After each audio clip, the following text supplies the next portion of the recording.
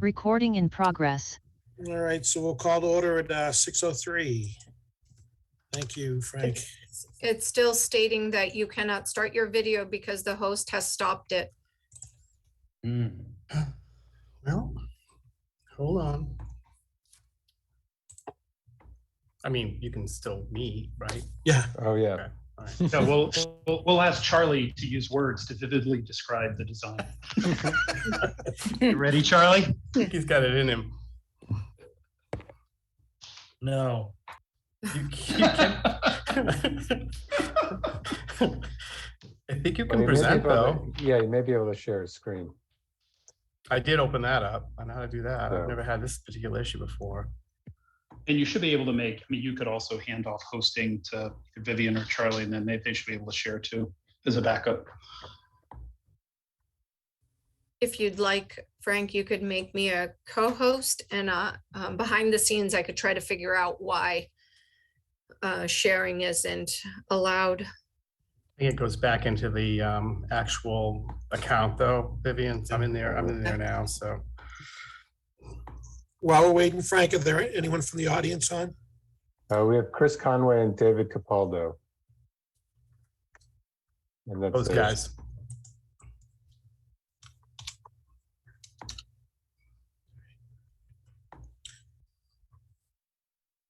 So is David with the, Bond building. okay. All right, thank you.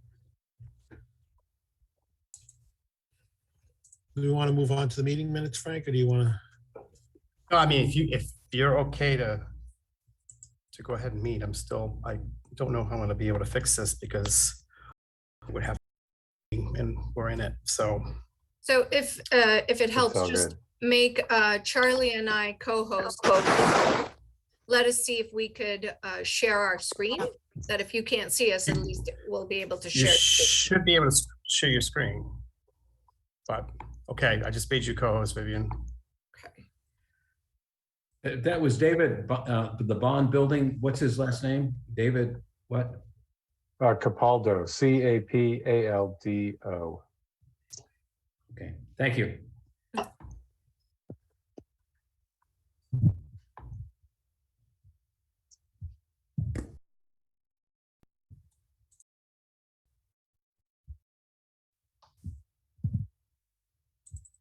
Can we do meeting minutes? That'd be great. Did everyone get a chance to, Don, it's 7-11, right? That's 1/7. correct. That's the only one, only outstanding set. Correct. Okay. I had no comments back from anybody, so. No, they look good to me. Oh, so- good. Now I can see it. Good, thanks. I just posted the agenda for this evening. The meeting has already been called to order. Identified 2 members of the public that were in attendance. I did not see any hand raises for any comments provided by the public, but we could take a moment if either Chris or David in attendance have any comments, we'll be more than happy to oblige. Otherwise, we can move on to meeting minutes for approval. Looking for a motion. I'll make a motion. This is Lisa to approve the minutes. Second, Second. Mark. Yep. All right, we'll do a roll call. So Frank? Aye. Lisa. Brian? Yes. Geetha? Aye. Okay, John? Aye. And we had Don? Aye. And Chris, are you on? I'm on. Aye. Okay. All right, so motion passed. Meetings are approved. Excellent. Next topic on today's agenda is regarding the Lynch Elementary School. We wanted to provide a brief update on the site investigation, the Eversource kickoff meeting, and some logistics and systems meetings updates, as well as the Wellfield parcel. We will also be continuing on to our discussions regarding the delivery method. But first, before we get there, let's hand it off to Charlie from TAPE to provide an update on the site investigation. Okay. Do you need me to stop sharing, Charlie, so you can if necessary? I think this says this will stop others screen sharing. So is that okay? Absolutely. All right. So let me figure out where I'm at here.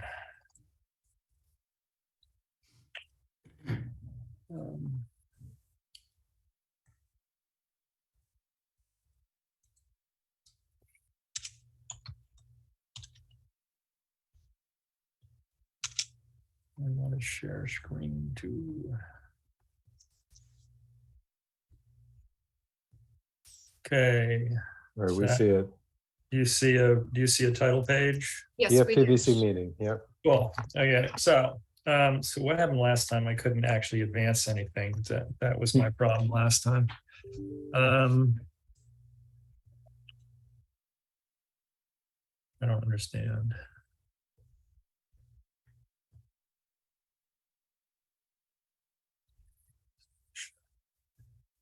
Jay, we are recording, right? Yes. Okay, there we go. All right. So sorry about that, folks.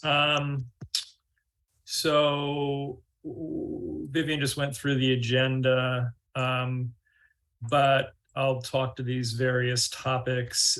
We've had various meetings, which we'll talk about. We had a kitchen planning meeting, or our kitchen consultant did, which is great. So we now have that underway.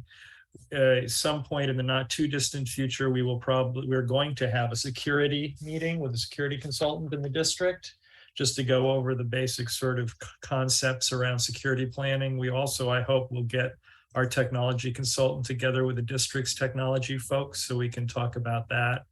The cost estimate package goes out in a week and a day, believe it or not. So next Tuesday, that goes to the estimators. And we hope are on schedule for a submission to the MSBA at the end of August.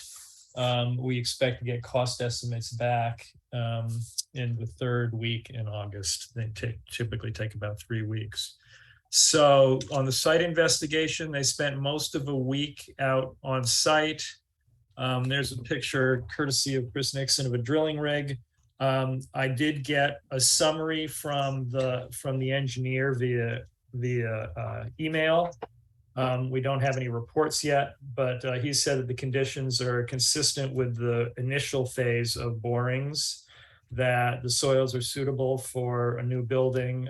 They didn't run into compressible silts or clay. They did have one localized area of organics that they're going to recommend removal of. And we don't have any results yet on environmental testing, but there was nothing noticeable to them, on site. So that's where we are with site investigation there. We also did a flow test, by the way. The plumbing engineer was on site doing a flow test, I think at like 9:45 at night. And flow is adequate for the school. For a new school, we don't need a fire pump, which is great because that costs money and takes up space, so that's positive. So we did have an ops meeting with the district, with Chris and Pete and Andrew and Dr. Hackett. I won't go through the details, but it was very productive. We talked about the roof. We talked about kind of back of house needs for space. We talked about windows. We talked about truck deliveries and how those work. We talked through systems. So that was very productive. It gave us a lot of background information that will be very helpful, and a lot of sort of do's and don'ts from other projects. And I'm sure we'll have to do this again, but it's certainly enough for the purposes of schematic design. So that was the systems meeting. Meg may want to speak to this, but these are diagrams from the sort of documentation that's going on for wellhead parcel decommissioning. Meg, do you want to talk about this? Sure. So VHB is almost done with it's called an abandonment of water source application that they submit to Mass DEP. And we're just waiting on a letter from the water department stating that the Pond Street well field is no longer needed, which it has not been in use for over 50 years. So that letter will be, that application rather will be submitted to Mass DEP, and then it will be basically it's just taken off the resource list and taken off of GIS, and it's no longer in their database. So I would expect that all that work should be done. It's permitting work, will be done by the end of August. And they were able to locate some additional wells. Originally, VHB was only able to locate 3 of them. We now know where 5 of them are. So Charlie can use those in his, put that information into his documentation and have those wells filled. Right, so our surveyor will put this onto the survey so that at least it's there for reference. Yeah. Meg, is there a need for, during the construction process or the site prep process, for the contractor to chase down any additional wellheads and fill them? Or is there an allowance for that? Or is it, okay, only the ones that have been discovered have to be filled? Well, as a part of the decommissioning, it's not a requirement to actually abandon the wells or the well field itself. So anything outside the footprint of the building, there would be no real requirement to do anything. So I think we would want to look at where the footprint will be and make a determination, but that will all be excavated. So I think we would run into them if that were the case. Otherwise, I would say no. Well, Great, definitely B and C are outside of any kind of development. Well line A would not be within the building footprint. Part of it might be within the site development, but because the site development goes right along that tree line where the white pines are. Yeah. But Meg, do we have to remove the lines as well as filling the wells, or can we just fill the wells? Again, we're not required Okay. to do any of that. It's really then becomes a structural, right. compaction issue. Yeah. Got it. Yeah. All right, are we all set with that in site investigation? We can move on to Eversource. So the Eversource meeting, I don't have a slide for that, but the Eversource meeting went well. I don't know if anybody who sat in on that meeting wants to fill in anything, but Eversource essentially gave a summary of what their program entails and what kind of reimbursement they will provide and what their requirements are. I think, unless I'm misspeaking, that the ball is in their court to get a memorandum of understanding to the town to sign. And once that's executed, then the town is and the district are in a position to, if we meet the requirements, to get a grant from Eversource. Yeah, I agree. I'm pretty sure it's in their court to keep going. Yeah.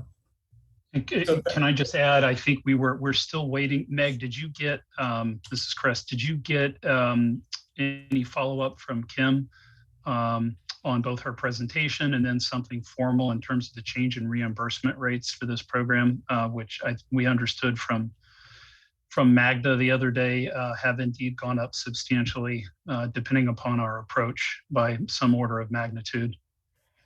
I have not received anything from them now. So could you maybe email her and just remind her she kind of owes us that? That would be helpful. Sure. Because what I'll do is I'll upload it to the project drive so committee members can both see her presentation and we can also see what the recent vote was on reimbursements. Thank you. Mm-hmm. All right, logistics ops systems. Chris, Charlie, that was, you kind of rolled that into the first. I did. Right, so we're good on C and D. So we just jumped over Eversource. So I think we're good on decommissioning. E, design massing materials. So we're back to you, Charlie, sorry. Okay, so I'm going to talk generally about design very quickly. A couple of updates. Here is a preliminary kitchen layout. Nothing that we need to spend any time on, but it's exciting to see this level of detail. And this is what the estimator will get. And this is based on the possibility of a full service kitchen at some point in the future, even if it doesn't open as a full service kitchen. And then this is an updated site plan. There are not a lot of dramatic changes to the previous site plan that you saw. The building footprint is slightly different. They're generally, though, is quite similar to where we were 2 weeks ago. We're thinking a little more about the north side and how that could lay out. So, and also we now have thought through dumpster and transformer and generator. And we talked to Pete about that and Chris about how to access the best way to access the generator and such. So that's fairly similar to where we were before.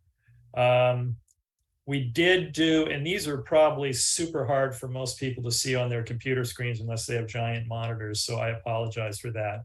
We did have a conversation at the last meeting about turning radiuses, and the landscape architect did run turning radiuses for any of you who can actually see the very faint red lines on this thing, you'll know that these are actually based on computer generated turning radiuses. On the left here, if you can see my cursor, is a fire truck. It's a pumper truck. And if they come in from the east, they can either go around the rear of the building or they can go right along the front of the building.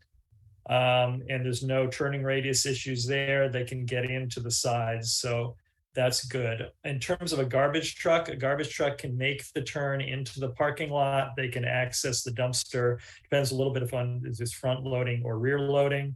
And then they can then actually leave by circling around in the parking lot. The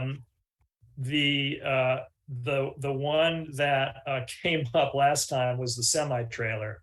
So we reasonably concluded ultimately, and Mark Scott was right to say it, there's absolutely no way in 100 years you're going to actually get a semi into that parking lot and back around in a circle. So the strategy we talked about, the district, most of what the district receives from semi-trailers, from the really big trucks, is summer deliveries, and it's pallets of whatever, materials, paper, whatever. They said they'd have no issue taking delivery through the front door. So a semi truck could come down and loop through the bus loop, stop and load through the front door. So it also could come in and actually do a K-turn and back into the parking lot and then leave from there. But it's quite evident we're never going to get one to swing around in the parking lot. And I think that Pete and Chris were not concerned about that outcome. They said none of our elementary schools really have a reasonable place for a semi-trailer. The high school might, but the elementary schools don't really have a reasonable place for a semi-trailer to maneuver. And right now, you certainly don't at the Lynch. I mean, it's quite a small, constricted area for service. And then on the far right, sorry. Can I stop you just for a second? Yeah. I think everyone should be able to turn their video on now if you're interested. I had to make everyone a co-host, so. Charlie, wouldn't it, I mean, we're not going to have an 18-wheeler that's 75 feet long make a delivery. There might be a tractor trailer with a small trailer behind it, like you see the Siska trucks running around, and otherwise most of the deliveries are going to be box trucks that shouldn't have any problem. So yeah, so the box truck is the one on the far right, the diagram on the far right. So box truck could come in to the parking lot and basically again do a K-turn and leave again. Yeah. So that can work as well. So a van can go all the way around, a garbage truck can go all the way around, a box truck can do a K-turn. And if it really is a giant semi, well, it sounds like you might get some. It can either come around in a loop or it can do a K-turn and back in. But the turning radiuses work for all those scenarios. All right. There was also a question at the last meeting about where the floodplains fell relative to the site development.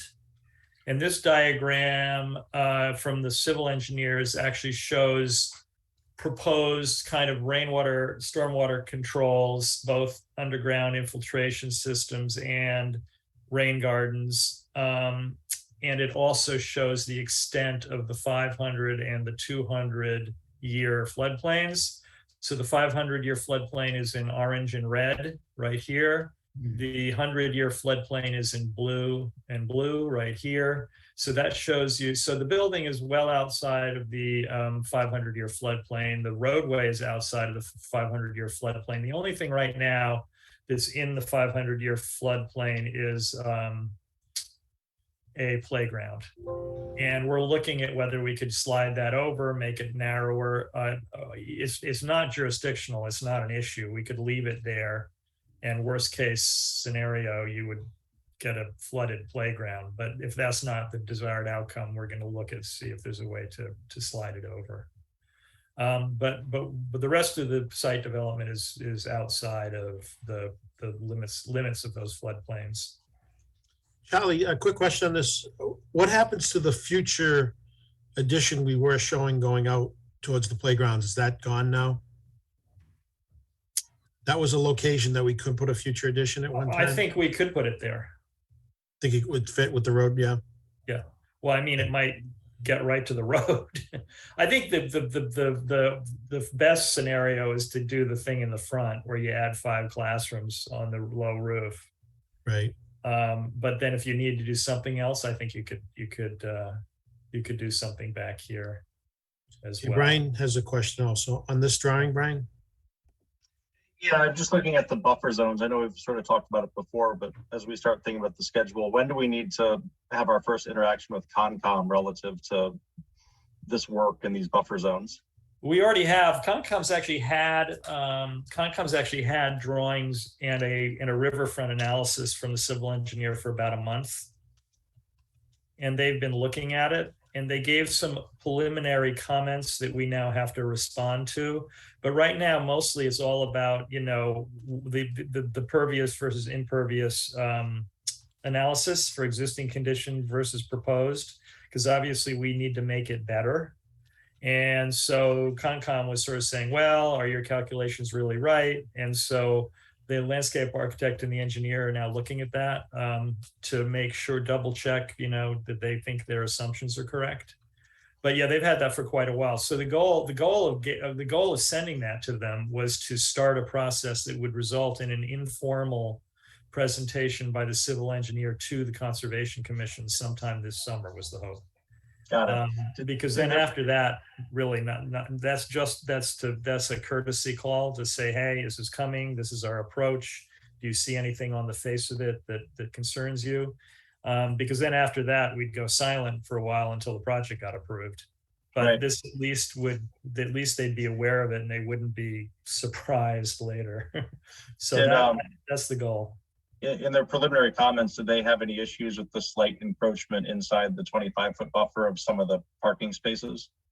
Well, that's still an well, we don't have any. So existing parking spaces did encroach, and the new roadway no longer does.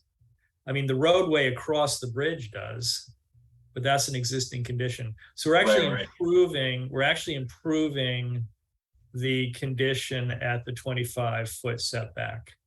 Got it. Thanks.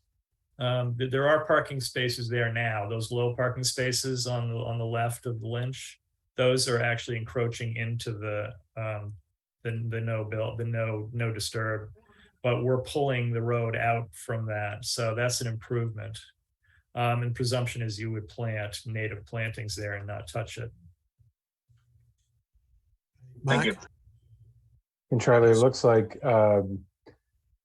the entire building's outside of the 100-foot, and in the new condition, we would have less total impervious area between 25 and 100. So like basically everything looks like an improvement based on the existing. Right? That's what it looks like to us. It may not be what it looks like to the Conservation Commission. So we'll have that conversation. That's a back and forth about how you do the analysis and, you know, what the assumptions are, I think. But yes, the goal here was to make it an improvement. Thanks. Yeah. So anyway, that sort of addresses that question about where we are relative to floodplain. So Floor plans, not too much in the way of dramatic changes in the last 2 weeks. These are pretty consistent. We've been working on a lot of the little things like getting adequately sized janitor's closets, getting enough bathrooms. We added mother's rooms near the teacher planning. We worked on the back of house based on feedback. Those kind of things is kind of what we have been messing around with in the last couple of weeks on the plans. Nothing too dramatically different. We've continued to go with the idea that you drop down a couple of feet to the gym with a ramp and some stairs, which gives us the benefit of directly accessing the platform and creating a less of a grade drop to the soccer fields. So one of the things that had been suggested is that recreation department and events on the soccer field could access the building from the rear and come in and use the public restrooms. And I know Jay had said that reminded me that we need to zone off the rest of the building, which we're now showing. So those are the kind of developments around the site. On the upper floor, we did change. Mark had mentioned that he thought that the bays weren't really consistent necessarily with the rest of the kind of geometry of the building. We tried to change that by making these more angular and more of kind of before they weren't curved, but they were segmented, so it almost made them look curved. These are straight. Maybe more consistent with sort of the way the rest of the building is organized around these knuckles. Yeah, that's kind of where we are on the plans. Not too many other dramatic changes. And I think that in 2 weeks, we'll share more detail around the development of some of these spaces, what they might look like. Frank, you had your hand up. Thanks, Charlie. I was just curious about so every classroom will have that slanted wall, right? Right. Yeah. Does that eat into the allowable square footage, or is it in addition to? They all meet. They're all based on the square footage. Okay. What we were trying to do is create a little bit of a zone. That could be a little bit of a breakout space, right? Mm-hmm. So you could bring a small group of kids over to this corner. That would be different than sort of the rest of the general classroom. Right. When you have a rectangle, you don't get that opportunity as much. We thought that was kind of a nice feature. Yep. Teachers are always looking for little places to gather kids, but no, it doesn't impact on square footage. Okay, thanks. So I have a question, Charlie. Oh, sorry. Miller. Why wouldn't we want the full size of the full rectangle which would seem to me to be cheaper to construct? We have the full size. We have the program space we need. But the angled wall is why would we want them angled? Well, we thought from a massing point of view, it was an opportunity to break down the scale of the walls. We are also interested in the idea of sort of directing views towards the woods and towards the nice woods on the southeast part of the site. And we thought it was a way of making a 3-story building seem a little bit less, breaking the scale down in terms of the appearance of it. And again, we thought it created within the classroom a kind of special place, a corner that a teacher could bring some kids to, or kids could do project work in a corner or something like that. I guess it's like a bay. I from a constructability, I mean, everything's, I'm not saying it isn't constructible, but what I'm saying is, why wouldn't we want those things squared out, have a little bit bigger classrooms and everything square? It's cheaper to build. Am I wrong on that? No, John, I brought the same thing up last week. I think John wasn't on last week. I think you should explain, which I learned last week also, that the first floor program is larger, which is causing the difference in the size from the floors going up. We're not going to make the classrooms bigger. So it's just, it would be squaring them off. They're not going to get larger because they'd be exceed MSBA guidance on size. So they're going to be the same size they are today, whatever shape they are. But the Yes, first you floor could- program is larger. That's why the line is out there. Right. Yeah. You could just straighten those walls right out. We thought that this again was an opportunity to do something a little different and I like it, Charlie. spaces on the inside. Yeah, I like it. I think Me too. teachers would like it. And I just counted up, just you're showing 24 chairs, table, seats outside of, I mean, within, and then that would be an extra space. So it's certainly plenty of room. Yeah. I like it too. I don't misunderstand me. I like it. If you tell me to make 35 trapezoids or make 35 rectangles, you're going to get a different price. Right. No, John, you're right. I mean, we had a discussion last week about that too, because it is cost and everything. I am curious, Charlie, though, now that you're seeing this, even to help if the small 2-foot wing wall was to line on the exterior wall, which looks like it's a foot or two in, would that at least help with the construction? Because right now you're supporting that 3 stories up, and and you had steel in there supporting up 3 stories. We're gonna have steel. We're gonna have a second line of steel, whatever we do, whether it has an angle or is straight or whatever. So we're not gonna get rid of that supporting steel.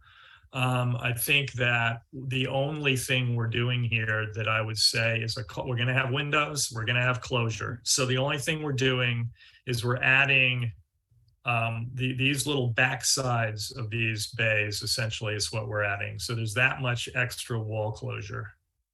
So that's whatever the envelope is made out of, the studs, the drywall. It's not even the drywall, actually. It would just be a little bit of extra right there, right there, right there. Mark, you had a question? Yeah, I'd just say it seems like there's some experiential value to having the articulation of the exterior facade. Undoubtedly, it's going to help with the scale of the building when viewed from the outside. And since we don't have preliminary pricing, maybe we can just reserve judgment on reducing the cost of the project before we see how that preliminary pricing comes in. Good point.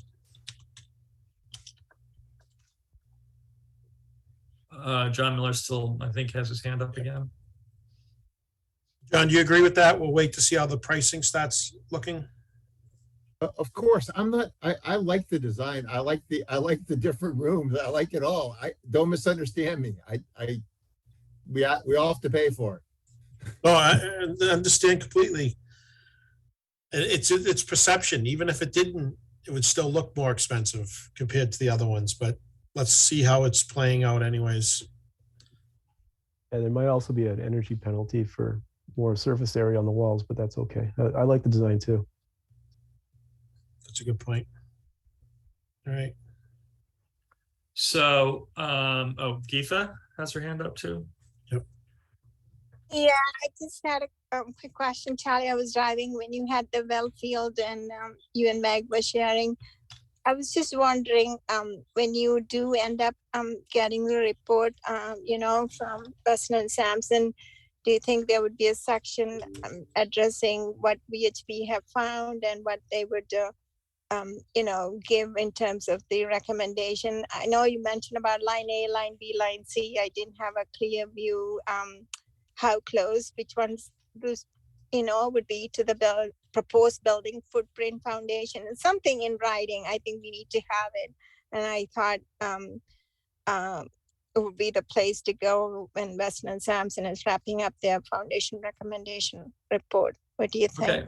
Yeah, they now had, we just got that this morning, but they now have that, and I will ask them to comment on it. But as I said, the fact of the matter is it's nowhere close to the proposed building. The only thing, one of those 3 lines might be right at the kind of foot of the slope that's going to be developed that goes down to the soccer field. But I think it would only be either fill or possibly a playground. But I don't expect, unless these are deep lines, I don't suppose it would be a big drama to take one of them out. Okay, okay. I But don't know how deep they are. But well, I've made them aware of it, so they do know it's there.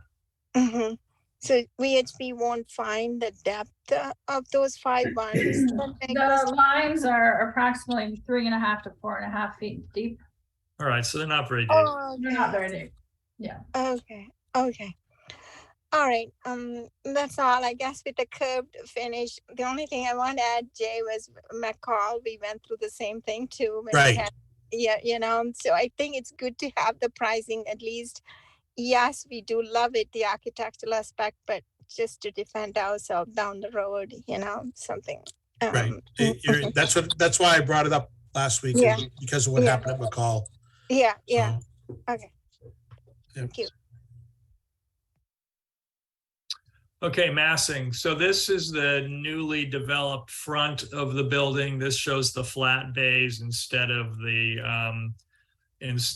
segmented bays. It shows a little more development around some of the other elements. We got rid of the sunshades at the media center due to the concern about snow coming off of those, which happens at the high school. We still have it on art, but that would fall onto a roof. We now have 2 stairs that go up to the roof, which we didn't have in the last iteration, based on guidance from Pete.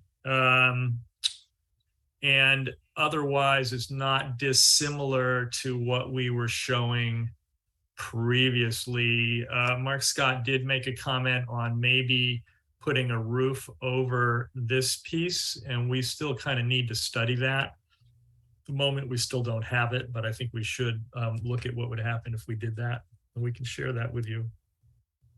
Charlie, will there be a way to the roof over the back of the house area near the kitchen where the major I think there we were thinking more about just the access patch panel. And I mean, obviously you can go down ladders. There'll be OSHA ladders, so you can get down.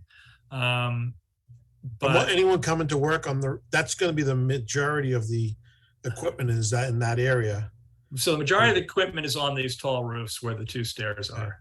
Not for the That's kitchen where venting most of it is. But yes, that one low roof will also have equipment on it for sure. Yeah. Okay. Mark, did you have your hand up? Yeah. So that low roof, it looks like maybe you could just access it directly from the 2nd floor, right? Walk out. Ladders, like a walkout with ladders. You might be able to walk out there. Yeah. So for the price, that wasn't my question, but my question was for the pricing set that you're preparing, what kind of thought have you given to the materials that are going to be used on the exterior of the building? I'm going to get to that. Cool.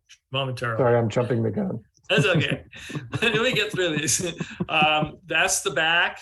Again, not too many dramatic changes, but you do see those stairs now that you didn't see previously. That's kind of a view on the north side, showing those classrooms, and you can see the idea of kind of breaking the scale of that wall down a little bit, creating those sort of bays, which we think helps with what's rather a tall building otherwise for little kids. And we think that would be helpful. And then here's sort of looking at the entrance from a little bit farther away. And that's the cafeteria on the left and the main entrance here and the art room and the library. And then moving down to that lower roof with those bays, which we think we should look at what it would look like if it had that, the more of the stronger roof element on it.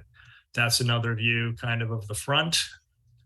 And then some materials, Mark. So we're not precisely sure, and everything is a placeholder, initially. We're kicking around the idea. So we have used, on this project on the right shows it in a little bit of a darker color, but we've used a pretty nice Ariscraft product that is kind of long and linear and has a little bit of a rusticated face that's a calcium silicate product. And Ariscraft is pretty nice and it's relatively affordable. It's not much of a premium over brick. The red brick would obviously be a utility size. We always end up with utility size bricks, not common brick, because it's less expensive to lay up. You get a cheaper unit price for that. We were thinking potentially about trying to do a little bit of Trespa, not on this rendering so much, but on the front, which is, we've also used. So this building has kind of the palette we were thinking of, with sort of the Ariscraft with a little bit of Trespa in accent areas and with kind of a red brick. It might not be that red brick. The Trespa we did think we might try to use in these bays is kind of these sort of wood-like elements that were a little more residential. And this is really nice, it's a nice sort of phenolic panel that you can use create as a rain screen. Where the gym is, we'd probably use something similar to what we used at the VO, which we've used on a lot of projects. Wall? Which is either cow wall or it's a, what's it called? It's suddenly escaping me, but yeah, the equivalent of cow wall. And then on the front, so we might have this kind of a roof deck. Here's a roof deck. It does have the kind of phenolic panel next to it. This also is a library we did that has the Trespa panels, as is this. And then we did, those high school we're working on, we did do a sort of a trellis over a seating area outside of the cafeteria at this high school. And that's not what we're proposing literally for the Lynch. However, it's sort of, in the same family. So I put it in there just to tell you what we were sort of thinking about. But if we were to put PVs up there, it would be a different matter. It wouldn't look like this. If we didn't put PVs up there, if the decision was we're going to either not do PVs at all, or we're just going to do PVs as parking canopies, we don't want to put them on the roof, then we would come up with probably a smaller and different arrangement, but it could be something like this. The other thing is that could be the one place we put PVs, because of course it wouldn't have to come off if we did have to replace the roof in 20 years, because it wouldn't be a roof unless you built an addition there. So anyway, those are kind of some of the palette ideas. So right now we're thinking Ariscraft, utility brick, maybe some Trespa if we can afford it. There will be obviously some metal panels. It's almost inevitable that we have metal panels. We'll have probably some metal panels on the soffits of overhangs at entrances and the like. It's aluminum roof edge, standard aluminum roof edge, gravel stop type detail. We did think about, I think at the gym, and probably the calf will end up with metal panel over these big expanses of glass, because you certainly don't want to try to build all these lintels. So you want something you can hang up there. So this might be metal panel here. And there's plenty of nice metal panel out there.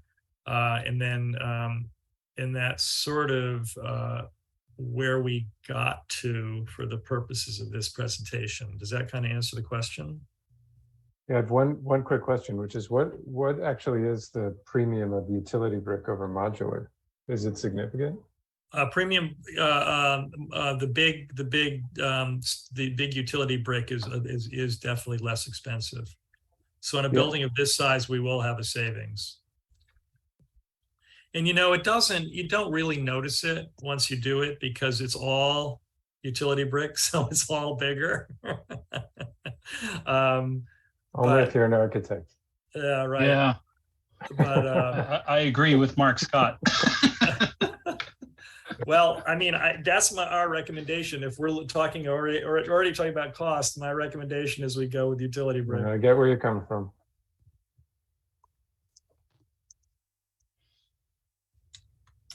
So that kind of does it, unless there are any questions. Can I ask one, Jay, just on the subject of masonry? And we're early. I know, Charlie, but are you thinking about at all using masonry itself for either sort of relief on the wall or pattern making? Are you imagining this as all flush brick with, you know, struck joints, or recently at the McCall expansion that we did with Flansburgh, that team did something pretty cool with relief along that masonry wall. There was a specific design opportunity to do that, of course. Or are you guys kind of not there yet? Just to think about how to use material itself for some pattern making. Again, maybe to break up. I mean, it was helpful at McCall. It was one way to frankly break up the massing of that project. Yeah, so we often use precast or cast stone for sills. And then we have certainly done projects with banding, but again, you pay a premium for it.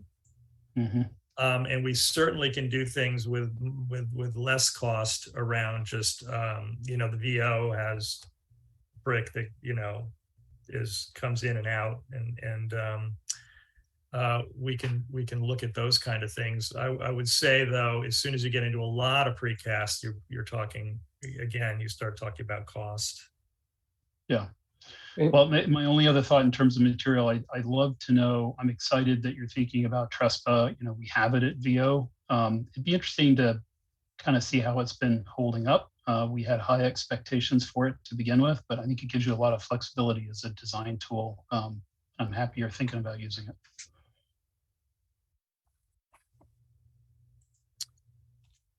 Okay.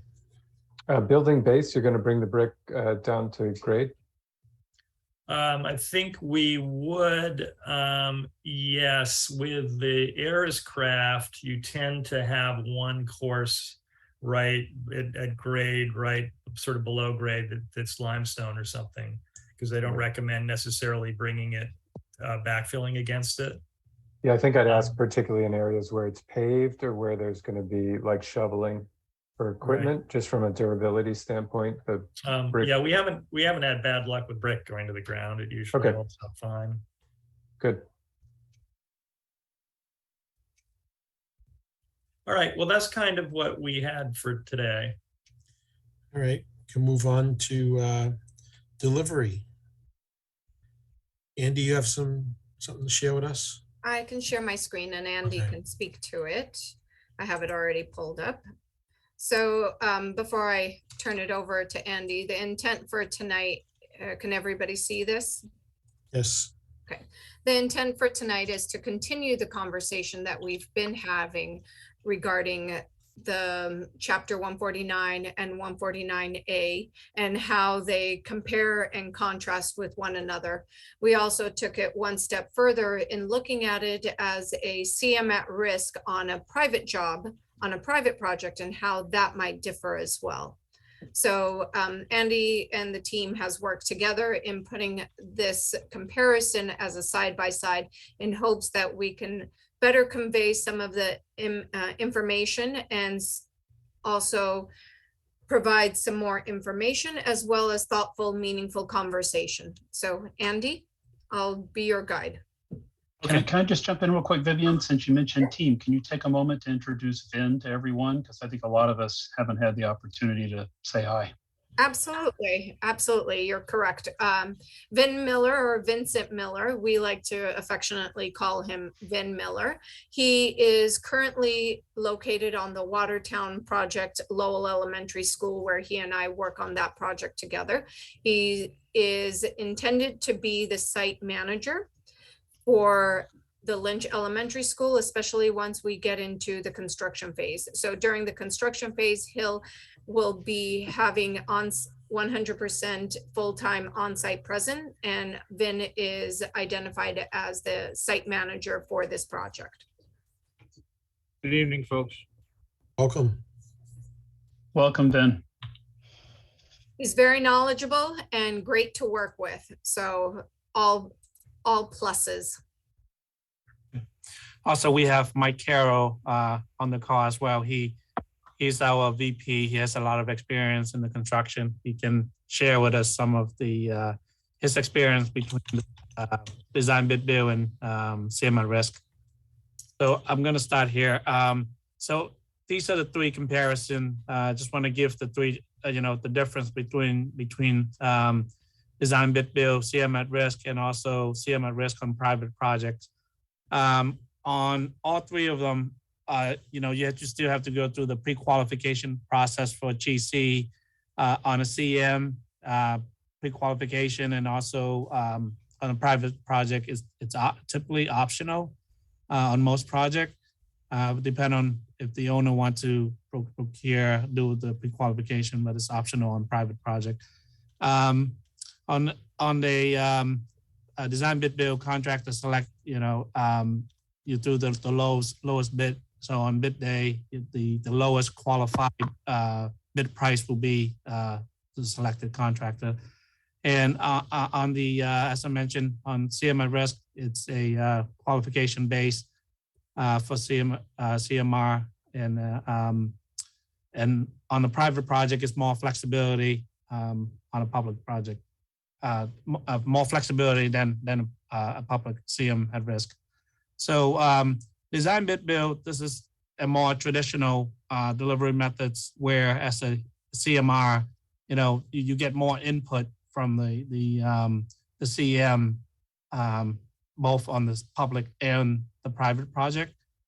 On schedule wise, this is a standard construction project where, it's if you go CMR, it's a little bit more flexible on, both they can fast track, and also on a private project, they can do fast track scheduling.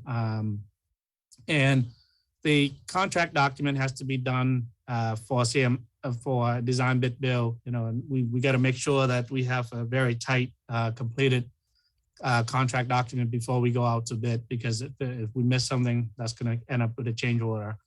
But on a CMR project, typically, you go out to bid, you can, get early packages. So the document doesn't need to be 100% complete before engaging, except for the file submit.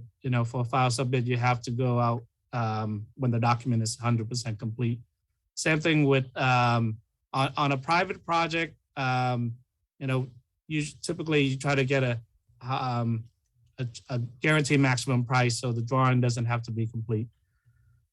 So as I mentioned earlier, the variation, if you miss something on the drawing, then you end up with change order and claim on a design bid bill. And then on the CM at risk, typically that can be covered under CM contingency, and that can reduce the claim and the time. But a lot of time on CMR project, they carry contingency, but that's going to be additional cost to the owner. Similar process with a private project. Vivian, can you go a little bit down? Absolutely.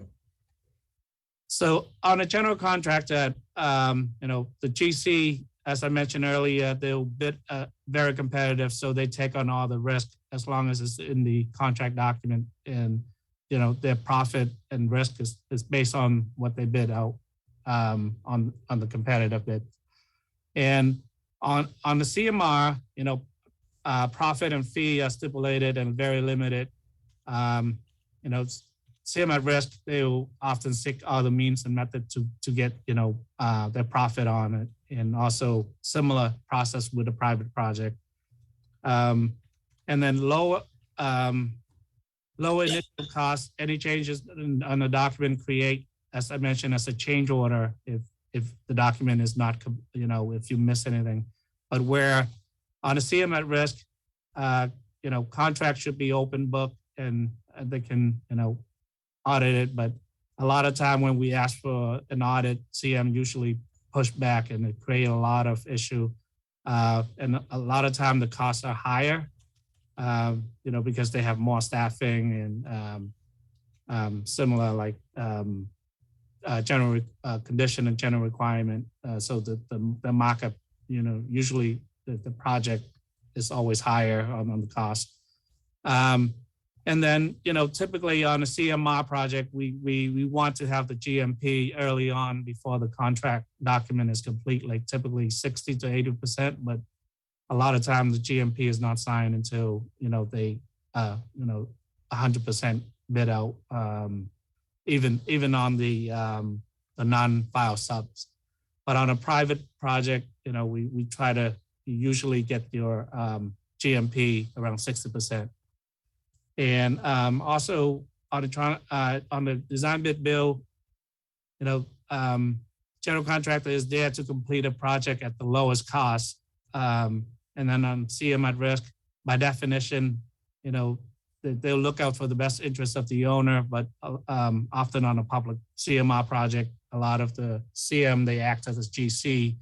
And, we've worked on many projects. I don't know if Mike, you want to chime in on this, but a lot of time you don't get that at risk on a public CMR project. Yeah, Andy, there are a couple of major differences. One of the reasons why we thought we would want to show 3 options here is that many people hear CM at risk and they understand a process that is probably more in tune with the private project CM at risk. The Chapter 149A CM at risk process tried to mimic that as much as it could, but you touched base a little bit, for example, on filed sub bids. For Chapter 149A, we call them trade contractors, but it's basically the same trades that would be filed sub bids under a DBB. And by having that, it does limit the flexibility that you do have on a private job. Also, to your point earlier, on a private job, oftentimes you're signing a GMP at a 60% set of documents. They're filling in qualifications and they're working with you in that best interest of the owner.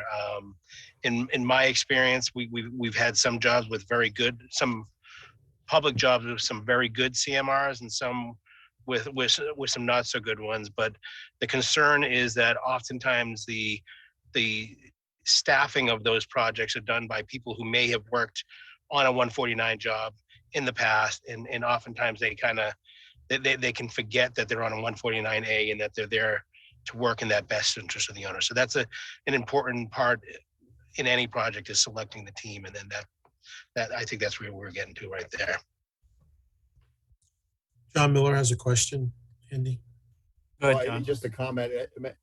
It seems to me that the differences between the CM at risk and the advantages of CM at risk under this weird Massachusetts statute are minimal. And we have Charlie Hay. We have an experienced architect that we know and we're familiar with. And my own view is like to put that our design team into the mix with some CMR that we would select at 60% design stage. That puts additional pressure on the design team. So I'm not seeing. I'd be interested in what your recommendations are, but I am not seeing any reason to do anything other than design bid build. I think, Andy, maybe we can flip to the next slide. Yeah, because that gets right to the point there. So one of the things we tried to do is take a look at the 2 different options, and really at a high level, not necessarily looking at our project specifically, but in general, when would you look for design bid build typically versus when would you look for CM at risk typically? And we can run down this list, but as you look at it, I think most of the items that we're looking at, what we're considering here with the Lynch Elementary School, it is a more of a simpler single phase or smaller phased project. It is new construction. Certainly cost is a priority because we're trying to get the most bang for our buck. We don't have the complex owner occupied project. We did an evaluation of the schedule, and while we could do early packages, the early packages are defined by when the design can be completed, and that's a function of both completing the design and getting MSBA sign off on that design. So we figure we might be able to get 4 to 6 weeks, maybe as much as 8 weeks out of that, but that 8 weeks at the beginning of the project doesn't actually translate to giving us it gives the building a little bit sooner, but it doesn't get the students in the building any sooner, which is really the goal there. So I think looking at all those things there, it would seem to me that this project lends itself to design bid build more so than CM at risk at this point. Okay. Great. John Miller, you still have your hand up, or do you have another question? Okay. Any other questions that we'd be happy to answer or have more in-depth conversation regarding this? Because the decision to make is approaching rather quickly on the delivery method for this project. Chris has a question, Vivian. It's really just a comment, but just to follow exactly on what Vivian was just saying, our drop dead really is August 22nd to make a decision on project delivery method, and nothing would make our design and management team happier than us making a decision earlier. And we had, Jay, I think we'd asked the committee at our last meeting if they had particular questions for Vivian and her team to get them to you in writing by the coming Friday. I don't think you got anything, did you? Geetha sent some questions, which I forwarded around. Forgive me. Yes, we had one member with some questions. Thank you. So, if that's some indication that the committee is feeling more and more comfortable with one method over the other, I would suggest, it's in our interest to make the decision sooner rather than later. And if we can make it on August 8th, I think we should do that. And particularly if we need to give folks a little more time just to ask more questions, or if there's any other additional information that, our OPM wants to bring forward to us. But, to the extent we can do this before August 22nd, I think it's really going to help our team. I'm assuming they would agree. Oh, the 8th would be great. John Muller? I agree completely with what Chris just said, and I would guess Charlie Hay's been pretty quiet on this point, but to me,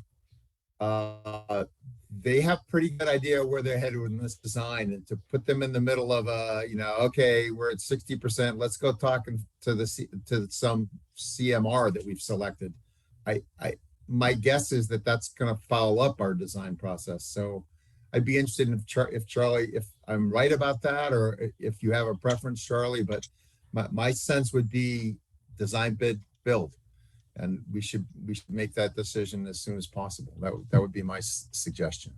So I think we have done both, and we're happy to do both. And there are benefits. It isn't all bad when a CM's involved, because they do give pre-construction services. They give advice, real world advice. But conversely, as has been noticed, you pay a premium for it. So I think we're prepared to do either, based on the will of the committee and the town. And we have Mark Scott as a question. Mark? Do we have to have it as an agenda item to list it as a vote? You mean? Sorry, to make a vote, to make a motion and a vote, does it need to be listed specifically as an agenda item for vote? Mark, I would say it doesn't, there's no law that says it has to be. We have to give the public a general idea of what we're talking about. So, hence the agenda, for instance, tonight, there will be lots of opportunities on the project when we're voting or making decisions on things. I just think it's more sort of an indication for the rest of the committee. It is an EFPBC decision, let's put it this way, which project delivery method we wish. And it would just be important if we can get it on an agenda, everybody knows that decision is coming. Right. But no, it doesn't expressly have to be on the agenda. Okay. I mean, the reason I ask, I don't think it hurts to have it be the first meeting in August, but I also haven't heard anyone voice a staunch defense of CM at risk as the appropriate strategy for this project. So I'm wondering if we could. Well, so John Mill informed me he has to get re-sworn in, so he would not be able to vote. So in fairness, why don't we, even if you were going to make a motion, why don't we wait to the 8th so we can have everyone involved? Yeah, I think that's great. Is that okay with everyone? We'll go for the 8th. We'll get it on the agenda. Well, or just alternatively, if that's where we're comfortable, Jay, I mean, John can certainly share his opinion with us, and he just did. So, I mean, we could, I think it would be really consequential if John's opinion would, if John's vote would sort of differentiate the outcome. That's what I'm trying to say. And if there's strong support to go design, bid, build, we could certainly do a straw poll. But I'd love to do it no later than the 8th for sure. Right. Yeah, I'm just trying to. If it feels like we have a decision and we can make it, that feels good. And I think the only one on the committee we're missing also is Colleen, right? Unless she's, so. I had probably had the most questions about CM at risk here last week's meeting, but it certainly seems, as John Miller said, the statutory restrictions on that approach in this context, it really mitigates a lot of the benefits relative to this project. So I generally agree with what I think is emerging as the consensus here on support for a design bid build approach. Yeah, I think I was right there with you, Brian, about having worked in the private sector a lot with CM at risk as the default. I understand now why design bid build definitely seems like the preferred option in this case. Right. So. No, I agree. I agree. So Jay, I mean, if it pleases John Miller, because he has shared with us his preference, I would be happy to make a motion that we determine design bid build to be the project delivery. It isn't a question of what pleases me. Oh, John, I'm trying to be polite. I'm trying to be polite. It's 106 degrees where I am. I'm trying to be polite. So that would be my motion. Second. All right. So we have a motion on the table, second. Pull up a roll call. And Any discussions before we have a roll call for it? I would just add, and this may be obvious to people, that this in no way, impacts our planning around, that early enabling package, modular classrooms, right? The work at Parkhurst, that can still be a completely separate package. And the Presumably that would be possibility, design bid build, but that's on a very different schedule. and the possibility of a pre-package to do the abatement and demolition, right? Yes, and Yeah, that was that's an one of the excellent- items yeah. that Chris mentioned, where as a completely separate package to do the abatement and demolition of the initial building in order during the September-December timeframe, as it may allow in the schedule, and then have the site ready for the site contractor and for building in January for a general contractor. Right. It would have tree removal too, right, Vivian? Tree cutting. I don't think we would touch site, Geetha. We discussed that no. earlier. It wouldn't be a site package. Okay. It would just be abatement and demolition, leaving a green site for the builder to come in. Okay. And they would own all the site utilities and all the site grading and site work. Okay. All right, I guess we can take a vote then. This is Lisa. I agree with what everybody's saying, but you sure it doesn't have to be on the agenda, Jay? I mean, I think sometimes, I know for the DAC, we've done stuff like this and then they tell us afterwards we have to put it on the agenda for the following meeting. I mean, we could do a vote and then I guess put it on the agenda for next time as well and then do another vote. I just want to make sure we're doing it. Right, no, I understand. That's, I agree with what everybody's saying though. I'm just trying to make sure we do this correctly to get this moving. I'll text a couple people and find out. We do Thanks, have Meg. project delivery method on the agenda tonight. right. Yeah. And then next, and Meg's going to lead us through this, including fall town meeting articles. So we're going to have some conversation in a few minutes about our appetite for reappropriating money from the feasibility study. That, again, it's going to be, that's a collective decision of this committee about how we move forward. Okay, great.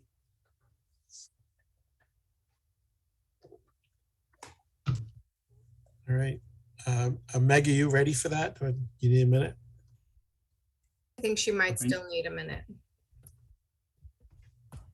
I'm sorry, what was that? Are you ready to breach on the fall town meeting articles? Are we going to vote though on the motion first, Let Jay? me, Well, Meg's reaching out to see, yeah, let me. she's trying to get some clarification. So, the MSBA PFA, I'm not sure what that is, if you wanted me to speak to that, but the feasibility study reappropriation. So there are funds remaining in the initial $1.5 million appropriation for the feasibility schematic design phase, of which to date we've paid for Hills and TAPEs and VHB services. We are not allowed, so once the schematic design phase is complete on September 1st, we are not allowed to use those funds for anything else other than schematic design work unless we take it back to town meeting and have those funds reappropriated. So we could do that, and I think we should do that so that the funds are available to be used to further the design, to go further into design development, or to work on the early package for the demolition and abatement.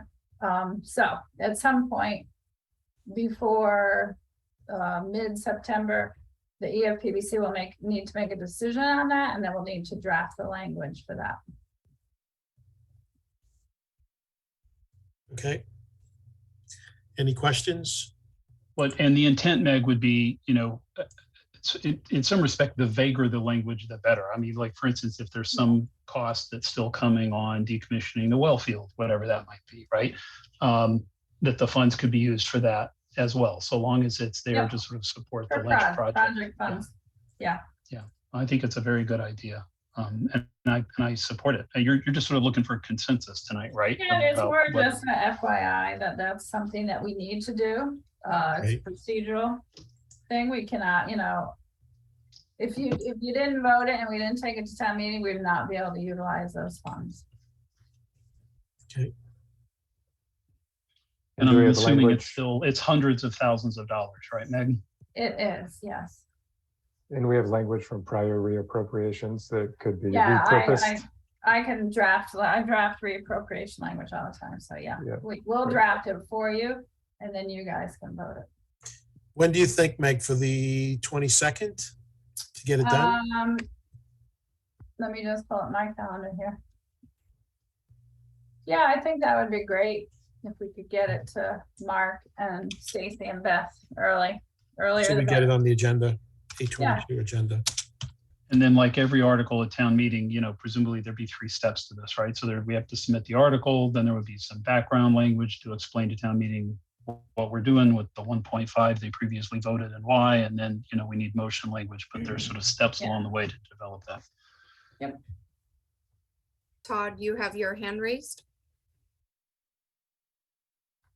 Yes, Colleen is gonna log in. She missed the invite. If you want to get her vote. Okay, she's going to get on. All right. Yep. Just a comment. I mean, wouldn't it be good, Meg, to say, okay, we have so many dollars left over. We need so many dollars for these uses. We're going to and vague, as Chris says, but it shouldn't just be we have $700,000 left over and let's use it for something else. So I mean, we should have a bit of a budget with some, Yeah, no, it has to be specific to a project and to a scope, but it can be somewhat generalized. It will be down to the dollar amount and the penny. But yeah, it doesn't have to be only for one thing. It could be to further the Lynch project, blah, blah, blah. And then we could list the things that we would do. And then presumably, John, that the money, let's say it's $500,000, I'm just pulling a round number. If that's reappropriated at fall town meeting, that should theoretically be $500,000 that we don't ask for in the project funding agreement, because that's already been previously funded. I mean, we have a little money early, so it pays for something we would have had to raise money for later. Meg, by the way, that PFA reference on the agenda was just an opportunity for you to maybe say a couple of words about our plan about engaging with MSBA legal and some kind of standard, language to get the process going, right? Because that's going to be something we have to initiate as the EFPBC, right? Yeah, so that language, the language that will be used for the debt exclusion vote is language that is very much prescribed by the MSBA, and we've used it in the past, and we'll use the very same language. Andy sent me a recent vote on a project. I will work with our bond council rather, not town council, on reviewing that language and making sure that they are comfortable with it as well, and they're very well versed in the MSBA language. And then we'll bring it before the EFPBC for you to vote it. And then we will, that language will be very similar but different. A little bit different in that there will be no dollar amount in that language. We will then have to draft the town meeting article in motion for the vote for the funding, the full funding for the Lynch project. That motion language will need a dollar amount in there. So we have until third week of September to develop that language as well. So we need August, might be a little soon for that, Jay, but we should probably think about doing it First very week of early. September? Yeah. Okay. Or, I mean, I don't know what our meetings, I know that's our last agenda item. Maybe we could talk, maybe we'll get it on the 22nd. Actually, that might work. We put a hold on the 29th, possibly, if we needed it. Okay. So I'll work with the 22nd in mind to get all those languages drafted. Yeah, that meeting on the 29th, we think is going to be really short, but at the very, just like we did for the PDP, that's a procedural meeting, right? Where we're going to vote to authorize submittal for schematic design. So if we needed to squeeze something else on there, we could. The one thing you're going to get on the 29th that you're not going to get on the 22nd is the cost estimate. Yeah. So if you want a presentation on cost, it's because we're getting the estimate back on the 23rd and we're reconciling it on the 25th. So I thought that's what we would do, is present the cost portion on the 29th and then have a final vote as well for submission.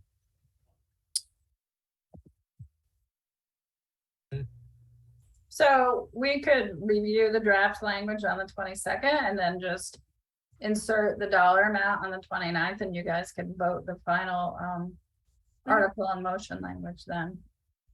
Okay.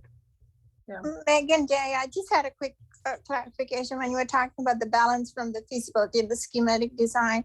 I suppose in the last town meeting, there was some amount allocated for the portables for design and something else. Would that be sort of clarified here too? What did we get from? That was a separate appropriation from the $1.5 million that is right specifically for the services for the any design that might need to happen to be able to accept the portables and get the Parkhurst ready for the students. Okay. It's the design cost. That could not be used for the Lynch project. Just as a point of clarity, that amount was for the design up to town meeting in January, right? So it didn't really include, the idea was to get to a place where we had a procurement document prepared, but then there would be some costs for Hill and Tepe associated with the actual construction of it. And we also assumed that we would that Parkhurst wouldn't really go into design even until after January. So that didn't include Parkhurst fees. It only included up to town meeting for the modulars. Okay, so yeah. But it did include like the site work and utilities and so forth, the parking lot work. The theory was we were going to get to a place where we could issue it if there was an affirmative vote. Yeah, to help us sort of spring out of the gate, if you will. Right. Yeah, I mean, theoretically, it would be ready to send. Yeah.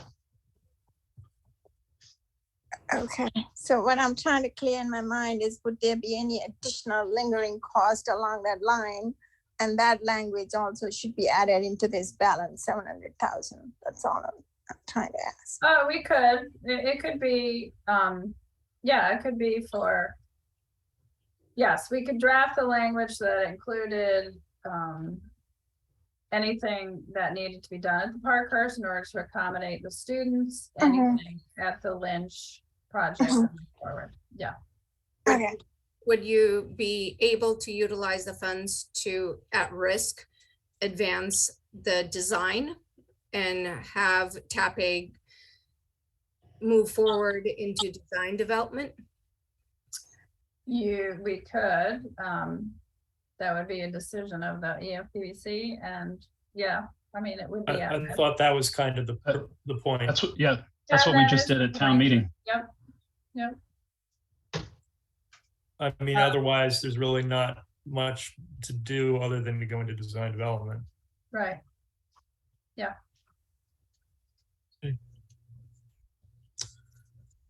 Project schedule, is that, Vivian, you gonna take that?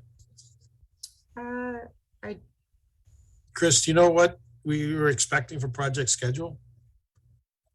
Oh, we were beginning to scratch on it. So it's really sort of what's happening between now and January. Meetings that we'll have to have, whether it's around project funding agreement, you know, we are so far, we have talked about a debt exclusion override January 7th. And what's necessary to accomplish that, and what meetings do we need to have in the interim to facilitate that. So yeah, I thought there might have been a graphic or something tonight just to expand on, just to reiterate the key dates, right? So we're submitting schematic design on September 1st. We had talked about engaging with legal at MSBA a week later on September 8th. I think, Meg, you were looking to kind of do that a little earlier, and you've kind of spoken to that tonight. I think it would be good to maybe come up with a graphic that captures this, Vivian, at our next meeting, and then time will really be short. But you know, the point is, and you've made it previously, Vivian, there's no, in any generic project, there's no real urgency in engaging with legal at MSBA immediately after you submit schematics. In this case, I think there's some pressure for us to do that very thing, because one has to be actually prepared for fall town meeting. So there is a warrant and it does close, and there's documents that have to be prepared in advance. So I think that we've begun to scratch the surface with some of what Meg has been describing tonight. But I mean, very quickly, before August is out, we're going to be talking about things and making decisions in the context of what we're going to be presenting at fall town meeting. We're going to have at least 2 articles at fall town meeting. Absolutely. So maybe we can develop a slide that kind of articulates that, has town meeting dates in there as well, warrant closing, anything else, Meg, that's sort of critical path on the municipal side in terms of decision making. Yep. And you know, we have a meeting that the town clerk has scheduled for tomorrow to look at changing the date of the election. So that meeting is scheduled tomorrow at 3 p.m. I don't know what's going to come from that meeting. So we'll see. I don't know what.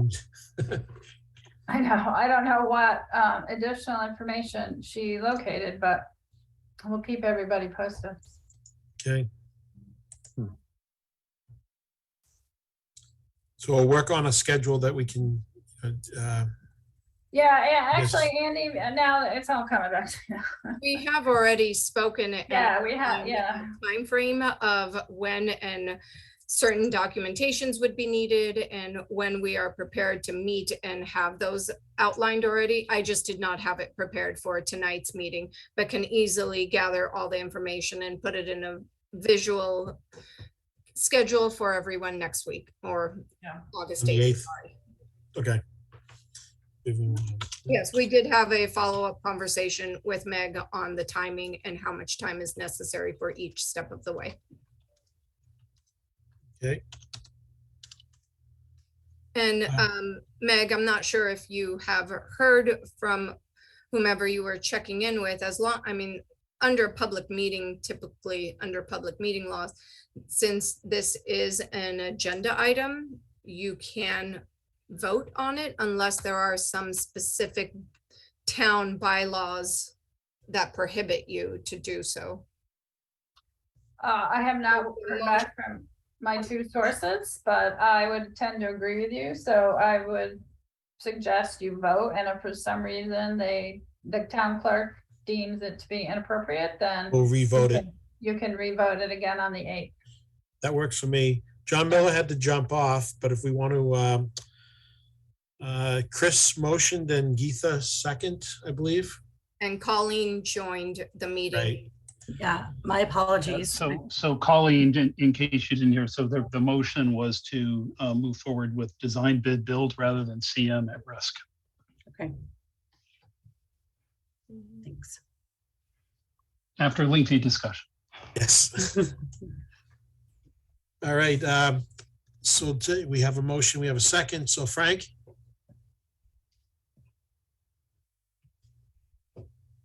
I don't see Frank on either. He just I think he just accidentally signed off. All right.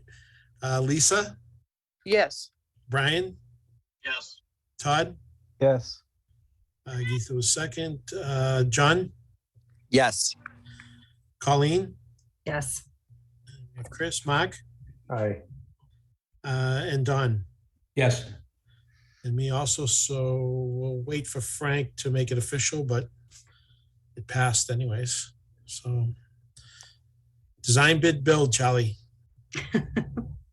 Frank says he lost connection, so I'm texting with him, so he has some sort of connection. He'll join us back and make it official.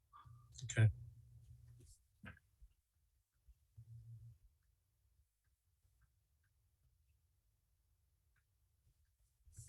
That's good to get that out of the way. Hopefully it's all good.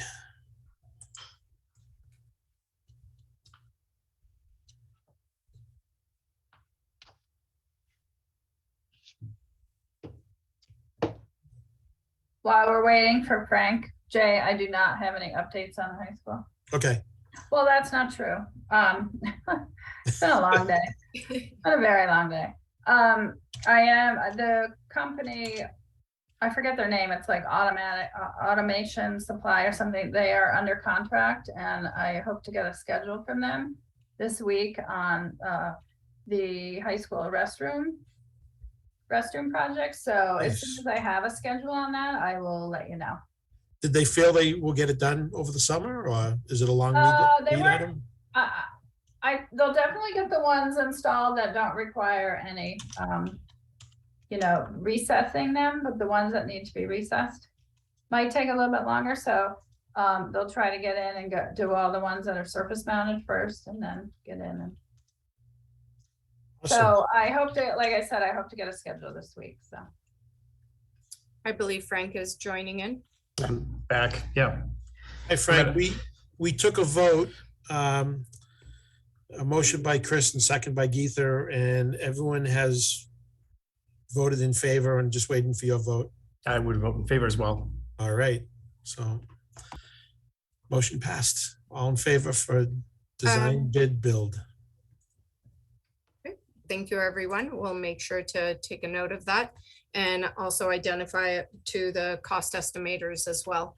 We will still be holding the next meeting dates of August 8th, the 22nd, and the 29th. As mentioned earlier, we anticipate having cost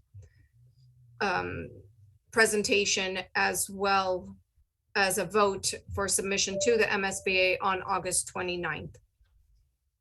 We will work for August 8th to present a updated project schedule for everyone to review.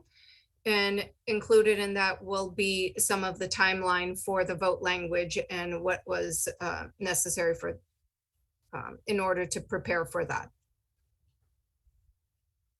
Okay. Does anyone have anything else? We got a lot done tonight. Hey, we got a lot done. Can you hear me okay? Yes. Mark, you so I wanted to throw this out there, looking at September, because we've been holding these August dates for a while with the Labor Day weekend and everything. Do we want to hold a date or two in September now, or ask people to pencil it in on their calendars? Be nice to have maybe one date in September. Do we dare say September 12th, or? I would, so that in case we need to vote any additional language, Chris, for the warrant, I would, yeah. Okay. I would hold the 12th. Okay, that's what I'll do. So we'll just carry that as a placeholder then on agendas for future meeting dates. No detail yet, but we should plan on the 12th. Okay. Great, thank you. Great, thank you. Anything else? Jay, I'm happy to make a motion to adjourn. All Hang right, on, I got second. one question. Oh, Mark, go So- ahead. Yeah, I just wanted to make sure that we had on the schedule anything that pertained to decisions that E EFPBC needs to make about provisions for the students at Parkhurst or otherwise. And I just want to understand, like, what do we need to do? If there's anything that's associated with town meeting, what are the dates? And just make sure that we're out ahead of that. So, I think that's what the schedules is going to do for us, is Okay. let us know everything we have to do. great. And theoretically, Mark, we took a little heat off with that last article. It was just funded at town meeting. So we're basically advancing some money to the design team to start, working on that. I mean, there will be Right. some decisions we have to make, right? But nothing sort of critical path in terms of approval with the town. Okay, great. All right, we got a motion by Chris, second? By Mark? Second. Mark, thank you. All right, Frank, Aye. Lisa?